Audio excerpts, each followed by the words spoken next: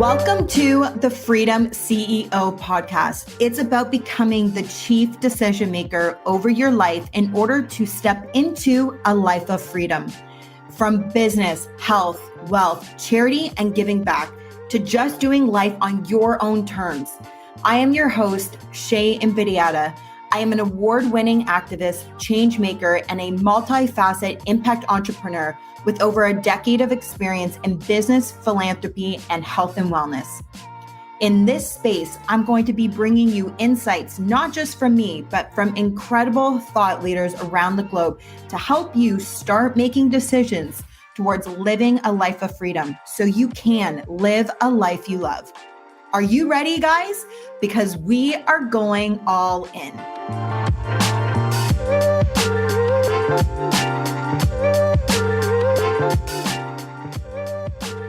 Today's episode is a special one as I'm kicking off the Naked series, talking to women about the real and raw truths around breast implants and their journey to removing them and why.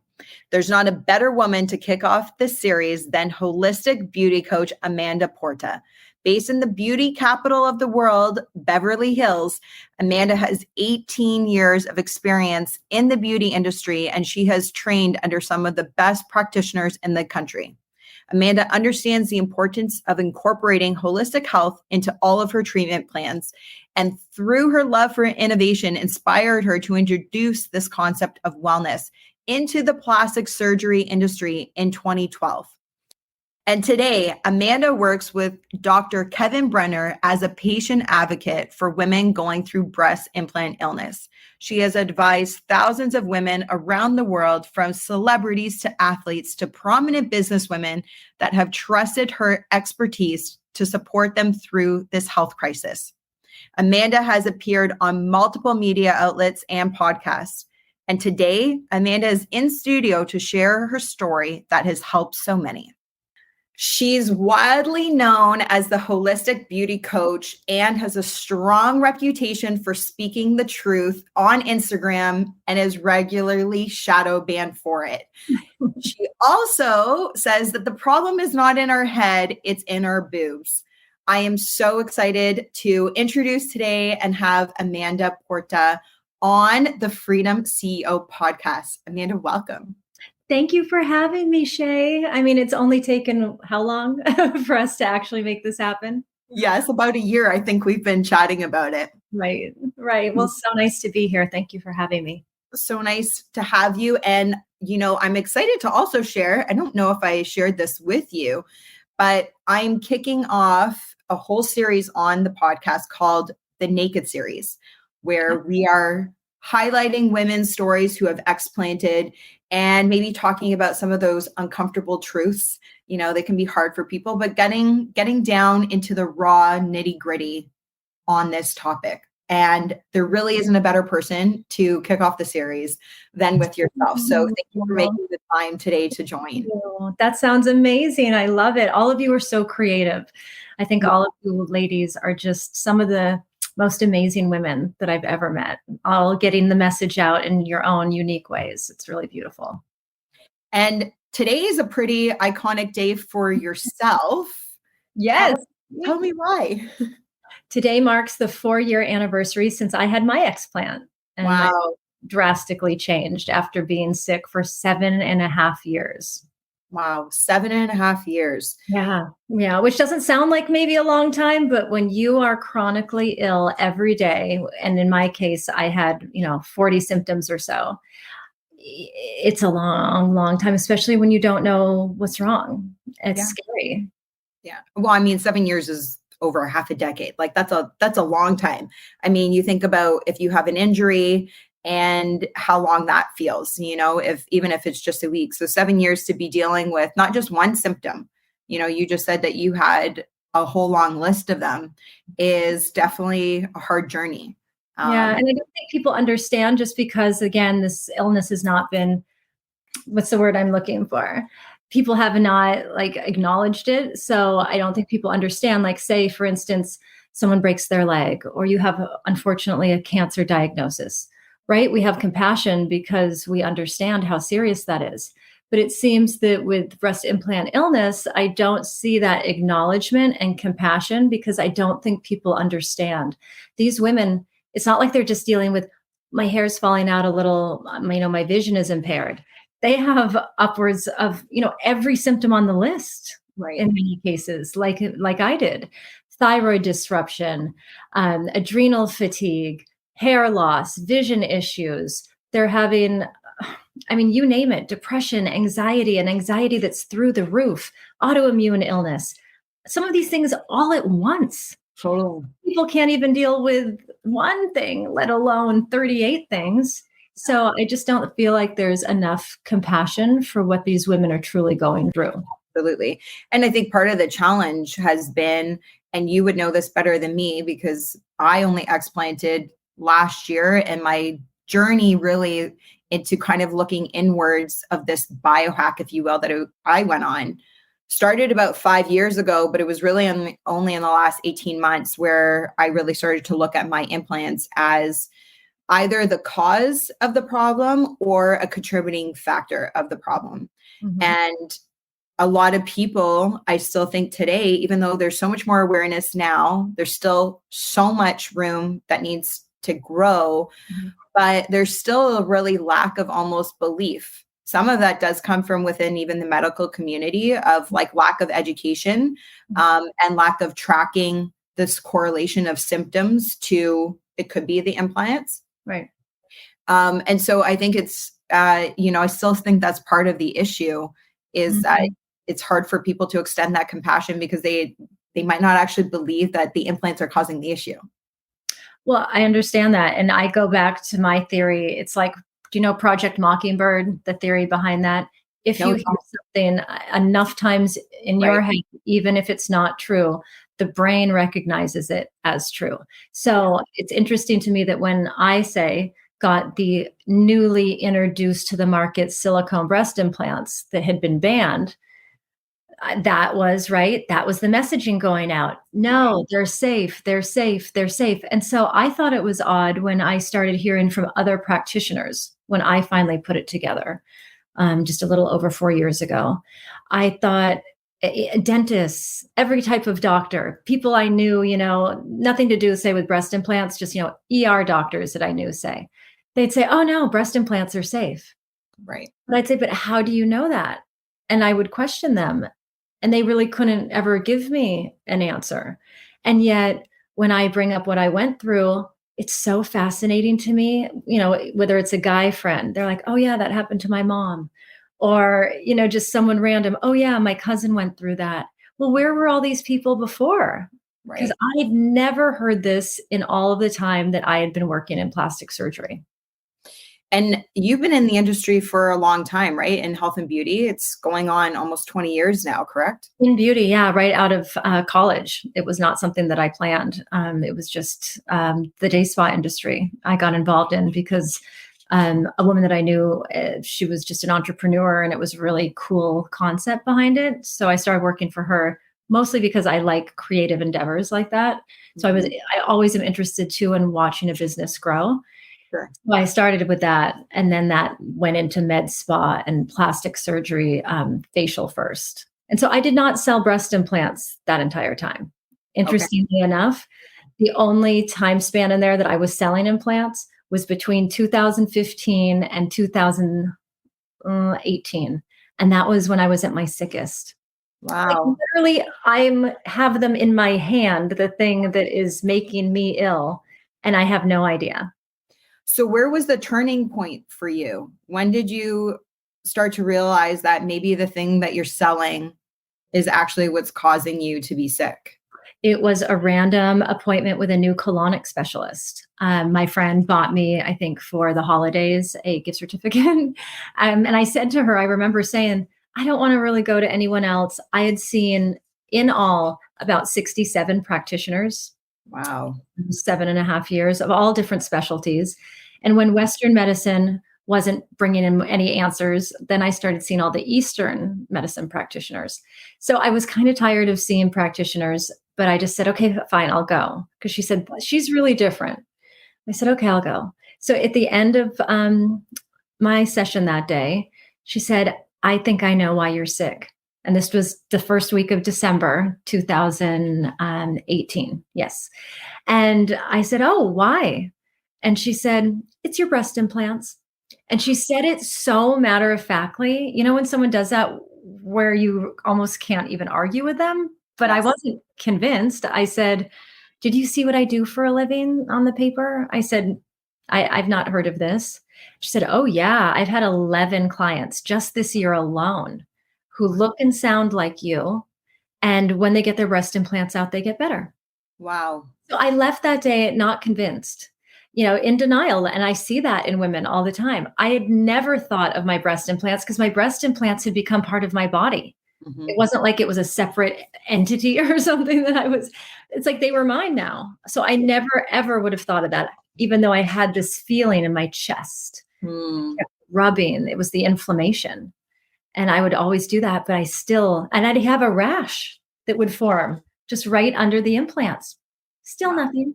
Yeah. So what was interesting to me was in those days after meeting with her, I had signs that were so in my face. A billboard that said something about these PIP implants in France. Um, Another friend calling me who said, every time you talk about how sick you are, you sound like my neighbor. You should call her.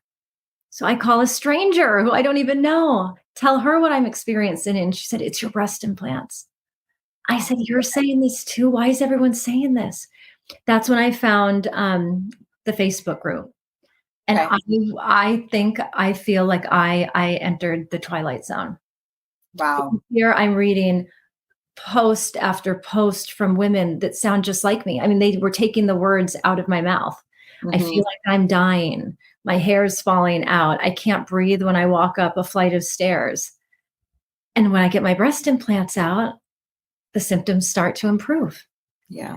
And so what I will say is I have a really strong intuition, some of which I do think was very blocked by those implants, Mhm. but it was resonating with me because I had tried everything else. And the things that I would try, I think Danica Patrick talks about this a lot. Yeah, maybe you'd feel like a little bit better, or maybe the inflammation would go away just a teeny bit, but then introduce something that you're eating, like something that's gluten and there you are again, more inflammation. And I gained up to 57 pounds Wow. of And you had your implants over how long of a period? I had them for 15 years. Years. I did notice hormonal things right off the bat, like within the first 9 months, but I was not connecting it back to the breast implants because so many of my friends had breast implants. They Mhm. didn't have any hormonal things. I had night sweats. I had a ruptured ovarian cyst, like things that just weren't happening Right. for that. Yeah. And then as time went on, it would take a kind of a small fender bender, because that's a physical trauma to the body, and then an emotional one. And all 38 symptoms came out, starting with vertigo. Wow. Unreal. And, even still, because we're told that they're safe, uh, when something like that happens, whether it's vertigo, whether you have hair loss, you aren't looking within and going, it's because of my breast implants, or it could be because of my breast implants. And there's many surgeons that don't actually go over the health risks of putting in implants. They go over the surgical risks. Right. That was my scenario. Yeah. So I knew the risks of being on the table, but Right. I was not told that there was a possibility of developing autoimmune disorder or having rashes appear all over my body, or depression, anxiety, like there's a long list as Right. speaking about. So when these symptoms arise, it's becoming the last point of reference. And it's really challenging, as you've shared in your own journey, to even arrive at that conclusion that there possibly could be something going wrong because of the implants in your Right. body. And yet at the same time, it makes so much sense. It makes so much sense to me, having now studied holistic medicine since 2012, because we talk about root cause. And like I said, you can do treatments, you can change your diet, you can meditate each day. But if you still have the root cause in your body that's creating this scenario, well, then it's not going to get better until the root cause is removed. So I think like the point that I was at, and I made this decision, by the way, in 3 weeks. So I didn't know, if this tells you anything, in all of my years in plastic surgery, I had never witnessed an explant. Mm-hmm. So that tells you again that for me, like you don't see it that often, A. B, I hadn't known any friends who had removed theirs. Mm-hmm. So I hadn't had anyone's experience. So I didn't know what to even expect. I was so nervous. And here I was the one always making my patients feel comfortable and being there for them and showing them that compassion. And for the first time in my life, I really, really needed that. Absolutely. And having gone to 3 consults, we can talk about that, with Beverly Hills plastic surgeons, right? This is the beauty capital of the world. Yep. We should be well versed on all aspects of plastic surgery. For them to look at me in the eye and tell me that all these women were lying, that all these women were crazy, that this was a social media phenomena, even though this illness has been around far before social media. For them to look me in the eyes, and when I was pleading to be heard and save my life, because that's kind of where I felt like this was going, and not be comforting, not even say like, we'll help you, we'll remove them. No, they were telling me that actually we don't want to remove them because we know that you're not going to be happy with the way it looks and you're going to be deformed. Wow. And I had a deformity. That's why I got breast implants in the first place. So I said to them, each of them, you just said the wrong thing to the wrong girl. Totally. And I'm going with what the women are saying, not with what you're saying. And, furthermore, let me worry about what it's going to look like, because I can't feel like this anymore. So for me, it resonated with me. And I thought to myself, with all the money I've spent on this, all of the practitioners I've seen, I never considered this. And I'm willing to consider this. I'm willing to take them out, even if it's not it. Because I had this drive in me that I needed to know. I needed to know if it was a breast implants. Totally. This. And I mean, there are other solutions as well. Like, just because you remove your implants, and I know sometimes it's not a cheap procedure, like, as you know, and so this isn't necessarily easily available to everybody. But as a surgeon, your advice should include reconstructive surgery. Like, you're a plastic surgeon, and that is your ability, especially in the beauty capital of the world, in Beverly Hills, where that almost like instilling that fear into a woman, that thinking like, if they take this out, they're going to be, depleted and deflated, and that's your only option. Right. And it's like, well, it's actually not. I had a fantastic surgeon that did what's called a U-flap, and most surgeons, good surgeons anyways, will tell you not to do a fat transfer at the time of removing your implant and the capsule, for many different reasons, around causing infection, to the fat not holding. It's so much on your body. And the surgeon that I had, Dr. Urzola, here in Costa Rica, actually, he has this procedure called U-flap, where the fat from basically your upper abdomen, like around your rib cage, kind of pulls out, your skin there at the top of the rib cage, and he flips up the fat. So, and it doesn't leave your body. It's not exposed to the oxygen in the sense of if it was being extracted from a syringe, right? And then re-injected.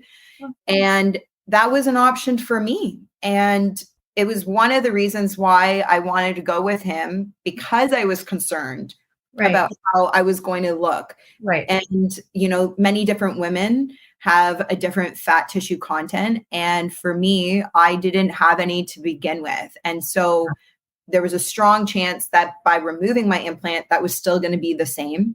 Of course, until they open you up, they don't know. Right. And so I thought about that. And just even this procedure, I think about how many surgeons either A, don't know about it, but 2, aren't offering other solutions, and telling women 6 months from now, you could do a fat transfer after you've healed, if that's something you want to do, and that there could be a hard in between, right? Where you are a little more deflated, but it doesn't have to be permanent that way, should you not want it to. Right. And I think that's really unfair to not be sharing those details with women. Yeah. And I make this joke, and Amanda, I'm sure you you would agree. I always say, had a surgeon told me that you could take fat, unwanted fat, and I've got enough to spare. So it's like you could take fat from my butt, my lower back, my inner thighs, and give me the volume that I don't have in my chest. Mm-hmm. How many women would rather do that? I would have rather have done that. Yeah. And it wasn't an option available. And I know that's more complex from a surgical standpoint, because you can't guarantee what the results are going to look like, that the fat's going to hold. You might need to come back in a few years' time because you lose weight, you're burning it off, and it could change.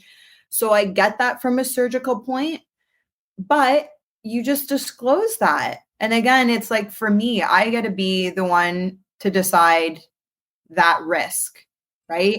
Do you want the laundry list, the chemical cocktail? Right. Plants made of, and then the symptoms that can arise from it? Right. Or do you want to go a more holistic, natural route by taking fat on your body and giving yourself volume?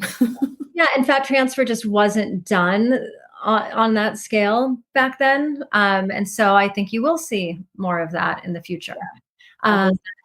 Yeah. And, just again, I think so many of us would be just so happy, just be transparent, like we talked about.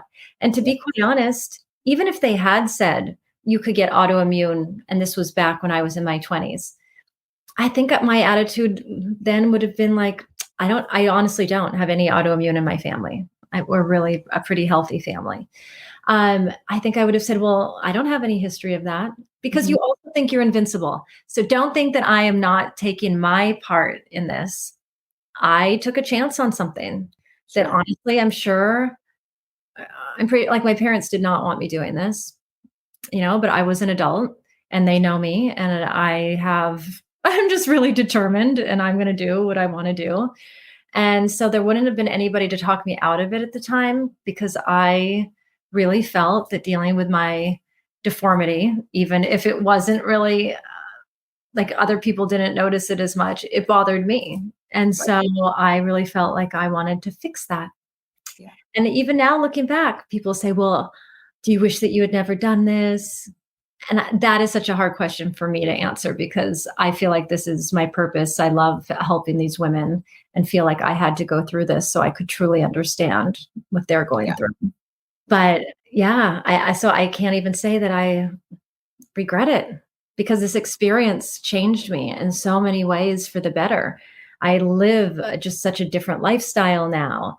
I've slowed down. I put my money into self-care, right? Instead of taking all my friends out to dinner. Yeah. Yeah. And eating the wrong things and eating things on the go. And right. I was just doing it all wrong. Working in an office with fluorescent lighting, not getting any vitamin D. Like, I was doing it all wrong. Totally. And regret doesn't serve you, like, you can't change the past, number one. And you might as well, like you said, you took the lessons from it, and it's also turned you into who you are today. And, the experiences that you have. And I think there's so many negative emotions that come with regret that then also materialize in the body, right? When you think of like guilt and shame and remorse and all of this, and it's like, you can only look forward, you can only act forward. So it served a purpose, good or bad, but if you can learn from it, then those are the lessons. I always say, like, fail forward. And for me, I don't regret it. I loved having my implants. I loved how my body looked. I loved how I felt. I didn't get them because I was trying to gain anything outwardly. For me, I looked at it as I got mine in at 25. So I was a little older than a lot of, I wouldn't say, I don't know about a lot. I don't know the statistic, but typically you hear that girls are getting them, between 18 and 23, like in their early 20s. Mm-hmm. And I looked at it as no different than like getting my nails done. I get my nails done every 2 weeks because I'm able to afford it and I enjoy it. And I like how I look with it, right? No different than getting my hair done. Right. And that was for me, my why. And so I enjoyed it while I had it. And then no different than yourself, when I came into this knowledge, and I remember in 2018 when textured implants were being recalled. Mm-hmm. And like you, it's amazing how we can push out what we don't want to hear. Mm-hmm.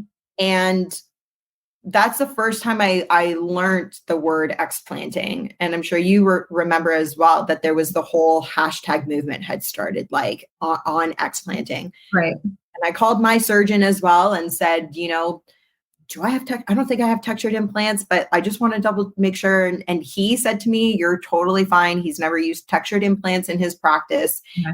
I have nothing to worry about. Right. And I literally said, okay, I have nothing to worry about. I'm putting that behind. Yeah. And I had a best friend that said to me, I know we've been best friends since we were like 19 and I'm 38 now. So it's been a really beautiful, long friendship. And we've never been in really a fight. And I got perturbed. She sent me this article on breast implant illness. Yeah. I told her I would read it. She said, I'm asking you to read it, and then I'm never going to bring it up again. Because at this time, I was having periodically on my body. Mm-hmm. And I was doing everything, trying to figure out, is it in the wine I'm drinking? Is it, in dairy? Is it in meat? I'm an A blood type, so I should be more on a plant-based diet. And so I was doing all of these things to try to figure it out. So she had sent me this article and she said, read it and I'll never bring it up again. Right. I know I read it because I would never lie to her. And I said I would. Mm-hmm. I literally can't tell you what the article was about. I didn't want to receive it. Right. Putting it in one ear and out the other. Mm-hmm. And yet everything that's now happened in between, and even for you in between, it's brought me to this point of explanting. And I think of how many women your voice has reached, like thousands upon thousands and thousands of women. And without going through that experience, you wouldn't have the effect that, that you are doing now. Right. And so I love that that's your own approach as well for yourself, that it's not a regret, but the lesson now, like how you're able to help other women, through your own experience. Yeah, no. And the way I look at it is this. One is I started my Instagram. I didn't even really do Instagram before I did it for a little bit. I was really just a late adapter to social media. I don't like it. I'll just be honest. And I'm a private person. So like doing something like this is so out of character for me. But because I wanted to support Dr. Brenner, I said to him after my surgery, I feel like you saved my life. And to thank you, I will always take care of you because I just believe in reciprocation. And I knew that I had the ability to do that just because I am the type that's why I've done so well in my work over the years. I attract people. I love people. Yeah. So I knew that I would have women coming to me and asking me who had done my surgery. And I felt like after meeting with these other surgeons that were not telling me the truth, and to have one that was honest with me and said, I've been seeing more and more of this, and these women do seem to be getting better. And Amanda, maybe we should try taking them out and leaving them out. And I just about fell off my chair. I just couldn't believe I was finally being acknowledged. Totally. He didn't promise me anything. He said, I don't know that this is going to be it, but we can try it if you're open to it. And I said, yes, no. I've been waiting to find a surgeon who would say the same thing that you're saying. And the fact that he's reconstructive, I knew was even that much better. So he was just going to have even more skill at leaving what I had left and giving me a beautiful result. Because I don't want women looking in the mirror for the rest of their lives and being reminded of this time. It was very dark. And there are so many bright things, yes, that are happening now. It's a beautiful thing. Women all across the globe, right? Supporting each other, sending each other messages. And again, I am not trying to take these off the market. I am not trying to ruin anyone's livelihood. It's not like one person like me would even have that power anyway. They have shadow banned me, which I just find so interesting. It just adds to all of this. They have banned my account. They have sent me messages that I'll be banned for 90 days. Oh, right when the FDA announcement's coming out on squamous cell carcinoma. That's not a coincidence, is it? Yeah. And yet they can never send me anything that I've posted that is misinformation. Because guess what? It's not misinformation. No. All I'm doing is reposting articles. I'm just bringing everything to one place where women can feel supported if they've had the same reaction as me. And you have to remember, all I've heard for 4 years from the medical community is, this is so rare. So if it's so rare, then nobody should have a problem with me talking about it. Totally. And if you worked in patient care like I have for over 20 years and you care about people, if you think I'm going to find out information that could help someone else and not say it, well, I think that would be criminal. Yes. And so I need to do what's right for my soul. And this is what's right for me. Yeah. Yeah. Very, very well said. I agree. I want to ask you, how did you meet Dr. Brenner? How did you find your surgeon? After those first 3 that were not telling me the truth, I went home and I did something I've never done before. I'd only dreamed of doing it, and it is called surrendering. I don't think you can ever tell a person how to do that, and especially not a controlling person like me. I definitely am a control freak. I remember exactly where I was in my bedroom. I was on my knees, and I said, God, if you will find me somebody to remove these, I'm going to put all my faith in you that it will even look great. And you have to remember, having a deformity, you just assume it's not going to look great, which was silly in me thinking that because I didn't know. And now it's the most beautiful I've ever had. You cannot tell that there was any deformity. You can't even really tell that I had breast implants. It just looks like mine. And so I prayed to God and I said, if you find me a doctor who will take these out, I'll believe that they're even going to look, I'm just going to put all my faith in you, which is what you're supposed to do. But yes. I don't know how I even knew to do it. And 2 days later, I Googled one more time, explant surgeon, Beverly Hills. I was going to start just looking out of state at that point. Yeah. And Dr. Kevin Brenner popped up. And I didn't know him, but something just seemed familiar. And so I thought, this is a sign. I better take it. And I went in and I told the same story, but his response was totally different. And I had surgery with him 3 weeks later. His entire staff was so caring and supportive and loving. Like I said, I had done this for so many patients over the years, and I needed it this time. And yeah, my whole life changed after that. And now I actually work with him. And how long after your surgery did you start working with him? Well, that was never the intention. I actually worked the first 6 months. I just was recovering. And then I said to him one day, I said, wait a minute, what am I going to do for work? Yes. I'm not going to work in an office that sells breast implants until somebody figures out what's going on here. At least.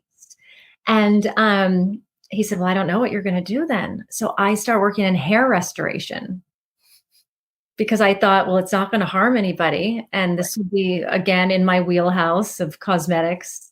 And it was great. I mean, I liked working with men. They were all lovely, but it wasn't the passion that I had for what I had just been through.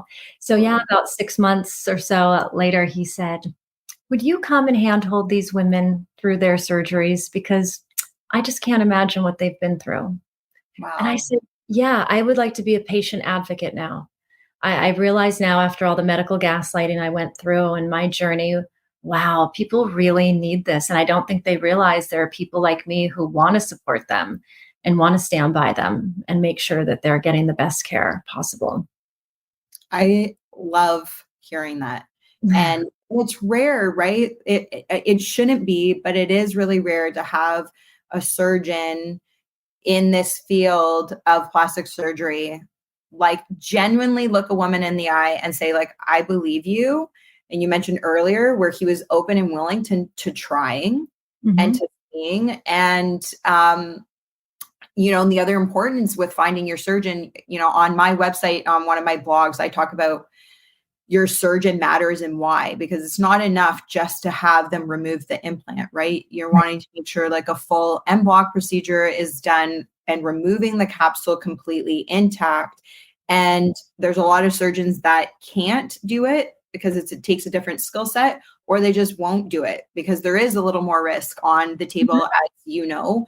And so for you to be able to find in LA, a surgeon that meets both the compassion and the belief side along with the skill is amazing. And, we are going to there's a few other social media handles and we're going to be putting it into the show notes. So definitely encourage you to follow Dr. Brenner. He's on national television often as well, talking about this topic, which I really love and respect for him as a surgeon, because I know it's not a majority viewpoint, and that takes a lot of courage. And I also think it being a male, I hate saying that, but being a man speaking out on this issue, we need men leadership like that.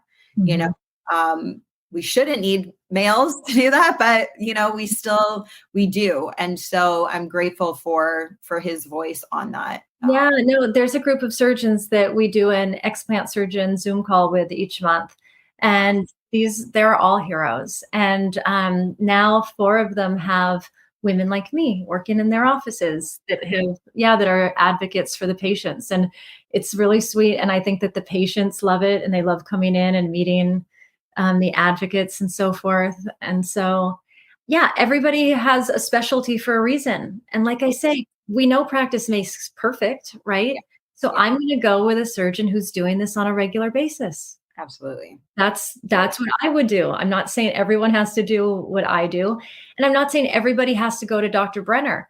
I'm saying I just wanted to show an example to women of a surgeon, the qualities you should be looking for, because it was even difficult for me. And I worked in the industry. Yeah. That is all. And so, but I knew this procedure was going to be different because even though that is my really strong skill set in sales, I said, this is different though. I said that to Dr. Brenner in the beginning. Women are going to want to go to and hear another woman who's had this experience, right? That's really, because we have patients who are like, after even just having their discovery call with me, they're like, okay, I'm already signing up with him. I'm like, well, you need to have your consult with him first. And they'll say, no, because if you say that was right for you, then I agree. It's interesting, but it also speaks, I think, to how desperate some of these women are. Like I was desperate. That's why I did 3 weeks later. Yeah. Well, and similarly, when I found my surgeon here was in Costa Rica, I had my first consultation in December. I had a follow-up one in January, and March 2nd was my date. So I think, and you spoke about this earlier, intuitively, if you're in tune with what's going on inside, like your body knows that something is not right. And so when you find that right surgeon, it doesn't surprise me that you were 3 weeks later, because it was very similar for me. It was like, yep, I've got my surgeon. Okay, now when is the soonest date? Because I then carried this like heaviness on my chest. Yes. Because you can't now unknow what you know. Right. Yes. Right? You feel it. I see it now. And that's what I'm saying. For people to say to me like, oh, don't tell everyone, how many women are sick. You can't not tell what you're seeing. Like, I'm not going to lie. No. And hey, I don't want this for women. When you have breast implants because of, say, a deformity or say reconstruction after breast cancer, you want these to work out. Yes. Trust me when I say that, right? Because it was scary thinking like, I can't have these anymore. So I'm certainly not one that's going to say like, there shouldn't be something like this. I just wonder how they can make something so it works with the human body. I don't know if that is possible. I don't know, because it's a foreign object at the end of the day. Look at a splinter wants to get out of your body, and it's a little splinter. Yeah, pushes its way out or gets pushed out, right? Like that's what happens. So if there was a way that we could all come together and there could be more transparency in the beauty industry, right? We just don't want to have, dangerous products. Yeah. It's not asking for too much, just have transparency, because just like cigarettes, there's still going to be plenty of people who are willing to take that risk.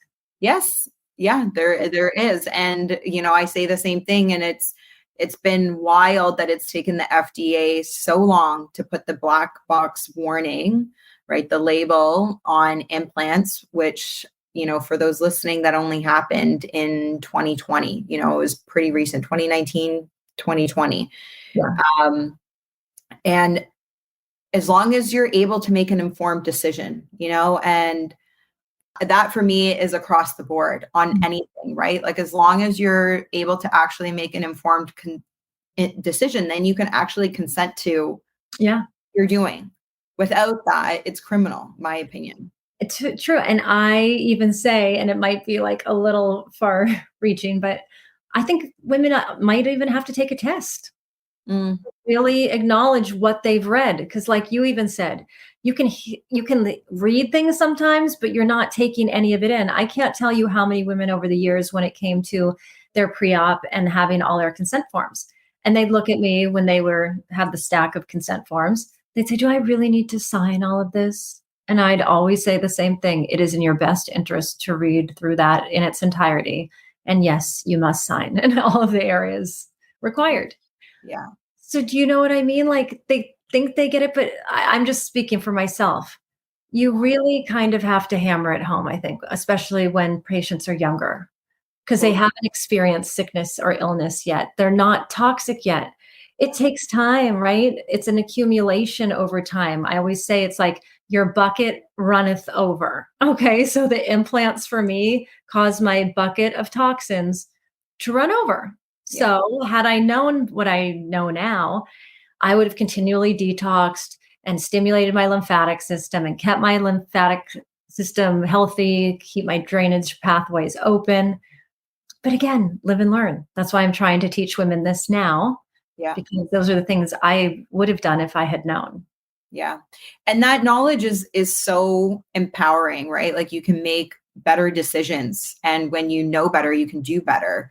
And, it blows my mind to hear you say that there are women, and this is, I think, human nature for a lot of people, that they won't take 30 minutes to like read through something that could literally have a long lasting or forever lasting effect on their body and their health and their well-being. But sit in front of the TV scrolling on Instagram for an hour, it's like no problem. You totally have time to do that, but not slowing down and like really looking at what could change your life for the rest of your life. Right. And you and I both know women who had worse health symptoms than you and I, and will forever, well, maybe not forever, I shouldn't say that, but for a long time, even after the removal of the implants, it's going to take a lot of work, a lot of dedication to repair and restore the body. Yes. And honestly, it's, in my opinion, it's more than just removing them, right? Yes. Because now we have accumulated toxins. You must heal and detox afterwards. I help my patients a lot within my scope of being a health coach, just so then they can save some money, and there are things that they can do on their own that I just want to teach them, because I think that we all need to take it upon ourselves to do more of this on our own. But then I always guide them. We have the first holistic breast team, because technically, I guess I could say that we're one of the first integrative plastic surgery offices in the world. Wow. Integrating other health professionals. So we're a team. to help all of these patients. And so after surgery, I always guide them and say, healing your gut, balancing your hormones, and ridding your body of heavy metals, you're going to be like a new person. Totally. So that's what I recommend. But many don't do it because they're feeling so much better just with the implants out. They haven't really learned that piece of it yet, right? Like that we have to keep being preventative and keep taking care of ourselves to prevent future. Totally. So again, I just think that holistic medicine, people are going to learn so much over the next 10 more years or so. I think we're all starting to learn how to treat our bodies better.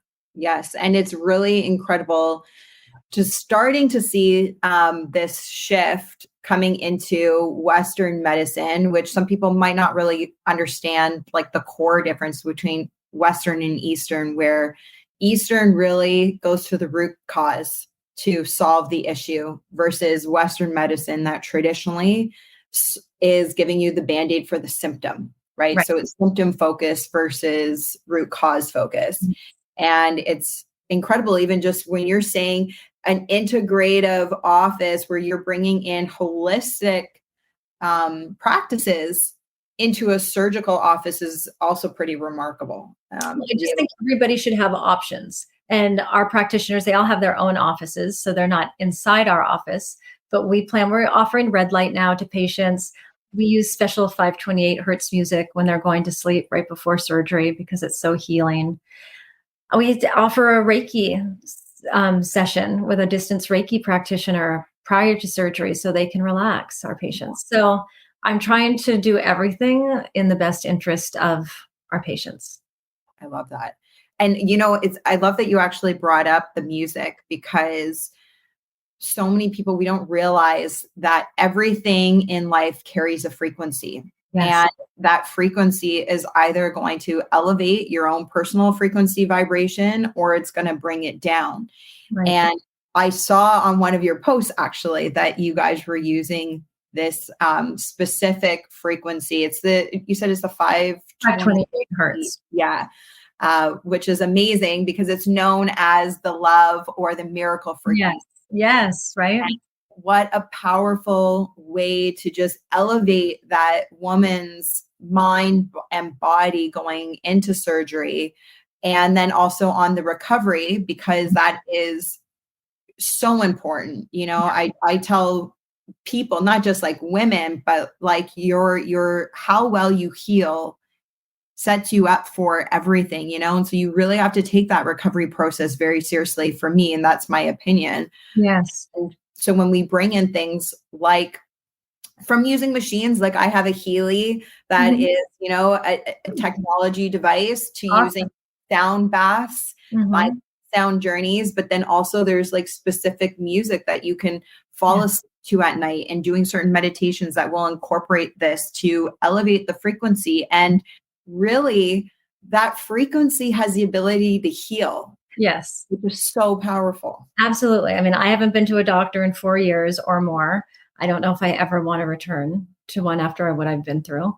And I use frequency devices like the Healy to work on balancing my body. And I totally believe in it. I know I'm getting ready. I'm playing the music and it's different programs based on what I might be dealing with that week. If let's say, I don't know, I had a headache or something, right? You can send frequency to it. Or if I'm working on something like fear, right? It's an emotional.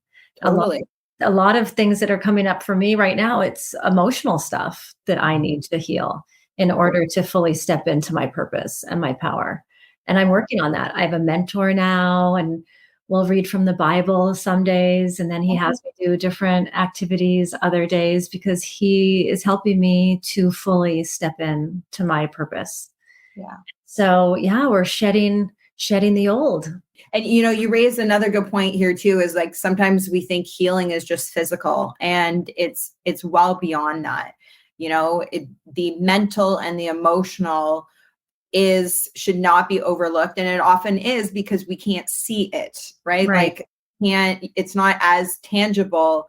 And therefore sometimes we dismiss, we forget, we overlook.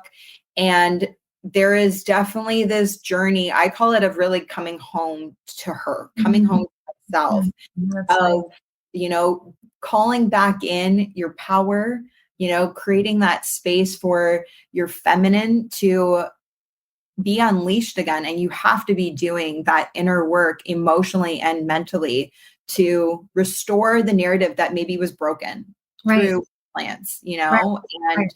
there's a lot of negative talk, and Mhm. that's human nature. No matter like how good you are at your own affirmations and positive thinking, we're Right. all human, and you're going to go through that. And there's a narrative that I think each of us told ourselves pre and post surgery. And so that is such an important component to be conscious of, the mental and emotional healing that needs to happen alongside of the physical. Yeah. No, I mean, it was interesting when I first started reading all of these women's posts in the groups. The one thing that my intuition told me, and I'm speaking for myself in this too, was a lot of unhealed trauma. Mm, And if you know anything about holistic medicine, like I had a horrific car accident a year before getting my breast implants. I was mm, hit 60 miles an hour from behind. And so, again, I'm not saying I wouldn't have had this reaction anyway to them, but that would have not been the ideal time to put them in my body. But of right. course, a surgeon was not trained in this way. So he would never say that. Oh, you just had a car accident. You go, maybe you should wait. Maybe we should balance your hormones first, right? And get your adrenals under control. Because all of that is, right? All fight or flight stuff, Yeah. again, that I hadn't healed from my childhood when Yeah. I went into fight or flight when I lost my dad at a young age. So you have to take all of these things into consideration. The other thing I will say, and I say this all the time, explant is an opportunity to heal on not only a physical, but an emotional and spiritual level as well. And you see it. And so I used that example earlier. I say the same thing to all patients. Some take me up on it, some don't. They get back to their lives, which I can't blame them for that. They've Yeah. just, right, been busy trying to save their lives, raise their families, have their careers. Yes. I get it. Yeah. But I never stopped. Like, I continue to learn more about detoxing, healing my gut. I'm now doing glymphatic Mhm. work, which Cool. is a little different than lymphatic, but still so important Mhm. because I want to educate myself. I want to create this worldwide network of practitioners that can help women. I already have them in different states, different cities around LA. So, if a patient comes from another city, will we have lymphatic people, colonic people in your area that we can refer you to as well? Totally. And, So, you know, I shared with you that we're doing an explant embodiment retreat. yes. We're doing the first one coming up in Costa Rica, April the 11th to the 18th. And a part of my heartbeat and my vision behind creating this retreat is there's so many healing modalities and healing tools that are available that women either don't even know that they need these healing modalities and these tools, Mhm. or they don't know where to get them or where to start. Right. And that can be very overwhelming. And so throughout this week, I've really curated this retreat to include so many of the different elements that are needed, that then they can go home and carry those on, go and find the Right. cold therapy, the red light therapy, how to even eat the food we eat to help our bodies heal, right? Not just from a restoring the gut or the microbiome, doing a detox, but then just on a cellular level, regular, like how are we replenishing and supporting our body after something like this? And even if it's a year later, 3 years later, your body is still healing after going through something so shocking to the system. It might not have been traumatic to you mentally to put in implants, but for your body, as we were talking earlier, it's a foreign object and it's traumatic for the body. Yes. So it's going to take time. And so, we're going to be moving these women through this restoration process at the beginning of the week into rejuvenation. And in that first part, doing a lot of that deep work emotionally and mentally on journaling and guided journaling. Like, Yeah. how to even start addressing some of these inner issues that you might not even know that are there, that have been suppressed, you know, and then being able to come into this rejuvenation of like releasing that which no longer serves you and calling in that exciting, like that coming home to yourself, and then moving into realignment, you know, and celebrating your power and, you know, bringing that back in. And so there'll be a lot of these type of tools that you mentioned in the week. And so many women are going to learn about that for the first time. And my hope is that then they will go back to their communities, you know, and if you're in LA, hit up Amanda. She can totally you. But we all don't have an Amanda in every city, you know.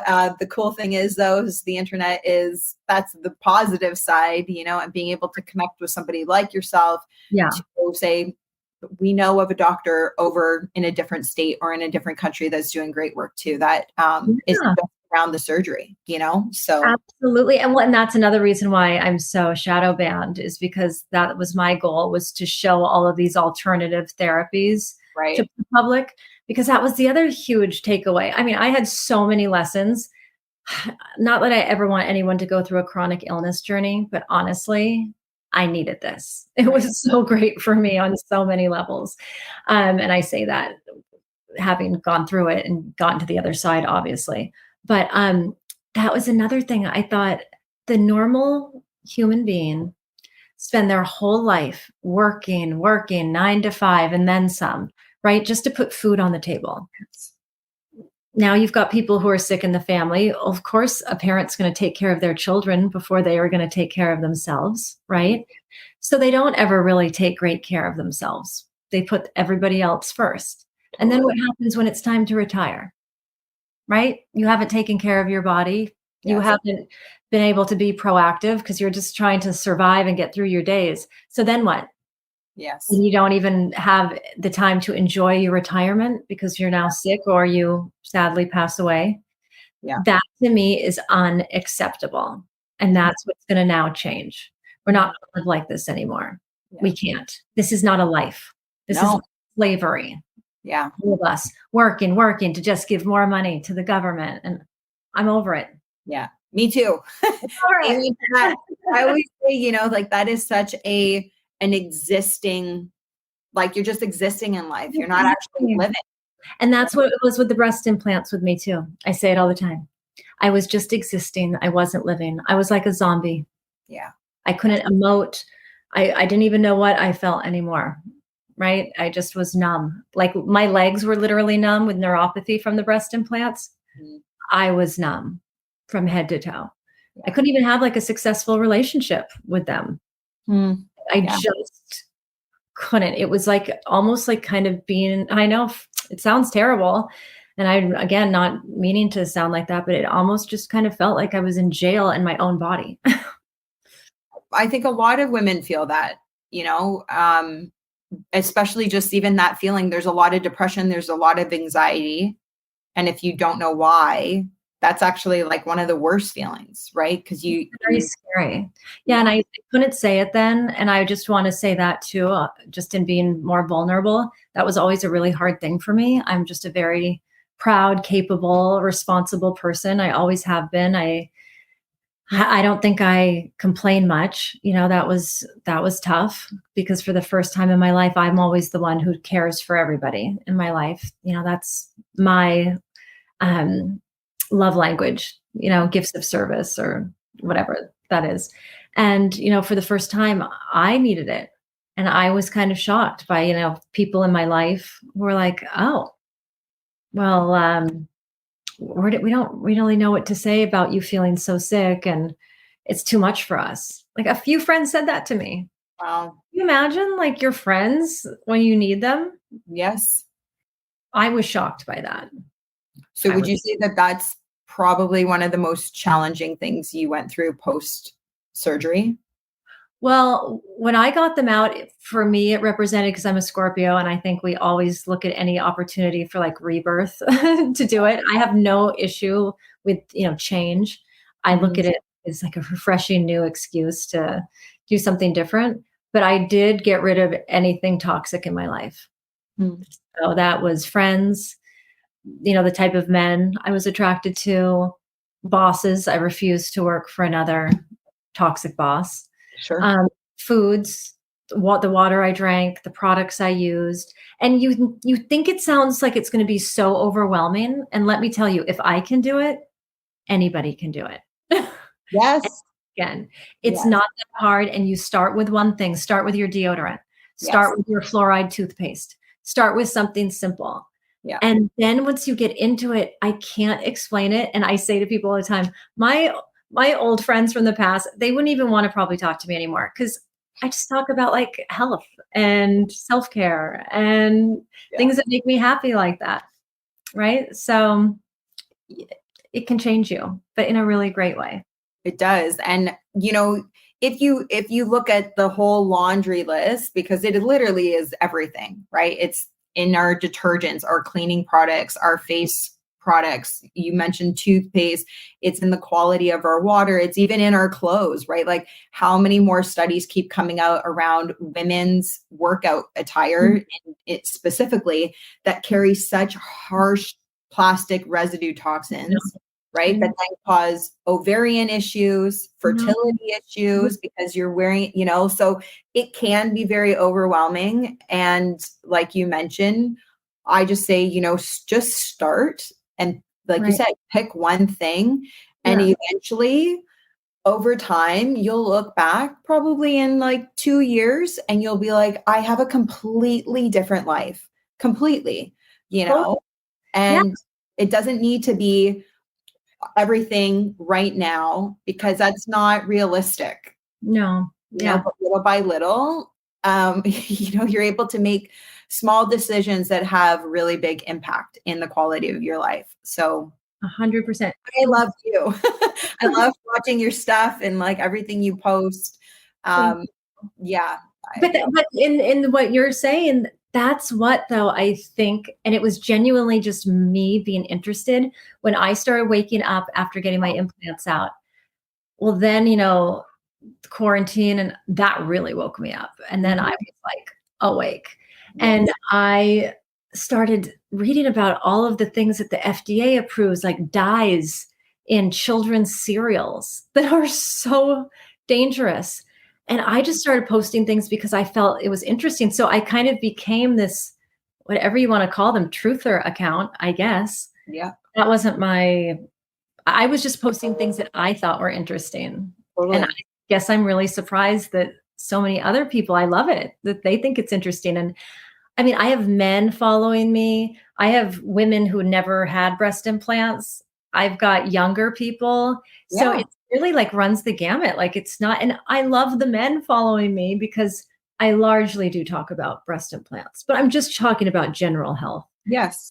But they love it. They're here to support. We need more men being aware of this and supporting. Yeah, we do.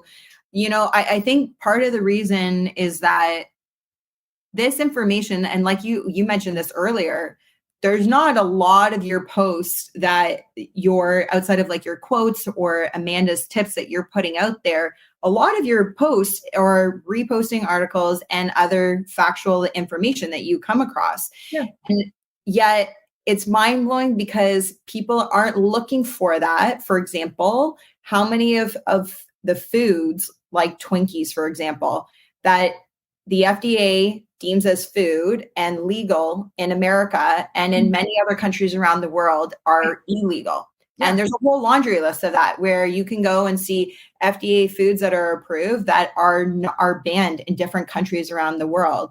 And that's public information. Like it's out there, but the problem is like, we're not looking for it because for so long we've outsourced our trust that, governments, the medical system, all of these systems, the banking system, financial system, everything we have in place is there to serve and protect us and therefore can do no harm. Yeah. And instead of outsourcing your trust, it's like turn inwards, do your research, look within, and don't ignore that intuition, the God center, like there's so much of that is heavily important to be doing. Totally. And I believe that's part of what you you encourage people in the world to do through like your account and your voice is, you're just sharing this information and Yeah. people are starting to go, huh, she got that from the FDA's website, or she got that from, I am another not news source. posting any misinformation. Why would I want to post any information? And again, if you guys, whoever it is, the FDA, whomever, are going to approve these things and you don't want us to talk about it, too bad. We're Yeah. talking. Everyone's talking. Everyone's sharing. I get that message all the time from followers. So if we can't trust so-and-so, we can't trust the medical industry, who do we trust? Right. I said each other. Totally. Because we are all in this together. Yes. Like you should not, like, you should be able to trust yourself, do the research and know that like what you've looked at has been examined. You have referenced it and you're owning your own decision. Mhm. Right. And that brings you your own freedom as well. When you can say like, no, I'm certain, I stand behind my decision and I know why. Knowing why and understanding that is so empowering. Hey, there are good and bad in every profession. There are good doctors and there are doctors who I don't agree with their integrity. There are good teachers and there are a lot who are not. Cops. There are some really great cops and there's some really dirty cops. And I've Totally. experienced both. So it's like you can't, there always has to be, I always have a hard time accepting that. I want life to just be all rainbows and unicorns, but it's never going to be like that. You're always going to have dark and light. You're always, this is a spiritual war that's going on right now. Yeah. And there are small little revolutions going on in every industry right now. Doesn't matter if it's the banking industry or if it's the healthcare industry. And right, we're kind of like getting rid of Yes. the low-hanging fruits that are a problem. Yes. I'm like, I am a fan of draining the swamp. I'll say that line, but it's what needs to happen. It needs to happen right now. We need to make this better. I believe that you should leave everything better than you found it. And so this just had to happen with the breast implant thing. This has been going on for too long. Yeah. It is time. And by the way, the women, I kept saying that to the other advocates. I'm like, you know what? We've carried a lot on our shoulders, but it's going to be the women and your stories that really are what bring this on. And it's just so beautiful. All of these women, I just like the followers. I'm like, these are like family now. Sorry. Yeah, Like, they're your people. I love all, I couldn't imagine like you guys, give me purpose on the days that were really dark, during quarantine and so forth. It was really nice to have people who were on the same page. I agree. Amanda, I could talk to you for hours. Like, I feel like all of a sudden we're going Joe Rogan, 3 hours. I feel like I could literally talk to you forever. And I'm so grateful to sit down with you and have this conversation. As we wrap up, I want to ask you, because you are on the Freedom CEO podcast. So I want to ask you, when you think about being the CEO of your life, where you're in charge, you're making the decisions, how has taking ownership over your decision to explant brought you freedom? Oh, yes. I talk about this all the time. The shackles that bind us. I mean, it brought me freedom because it allowed me to remove the root cause and heal my body, but not only heal it physically, but I finally am now dealing with the things that I've gone through, the traumatic things that I've gone through over the years that I never wanted to deal with. I just kept going, thinking, oh yeah, I'll get to that when I get here, or I'll handle that when I do this. And now I'm just like doing it. And it's honestly, it's not as hard as we make it seem. And how you feel afterwards, like that, what it does to your frequency, I guess you could say, but just that consciousness level. Right. I just keep learning more and expanding more. And this is what we call evolution. And not to fear it. It's kind of like I say it all the time. What we're doing, it's almost like, just free falling. And you're just, right? It's like a free fall, just trusting. And yeah, I just continue to trust God more and more each day. And the more I trust, the better life gets. So I'm just going to stick with this. I love that. I love that. So powerful. Thank you. Seriously. Thank you for being on the Freedom CEO podcast and being a part of this launch series for the Naked series. And I know I need to have you back. Like, we've got to keep having these conversations. Just so grateful for you. So I love it. You as well.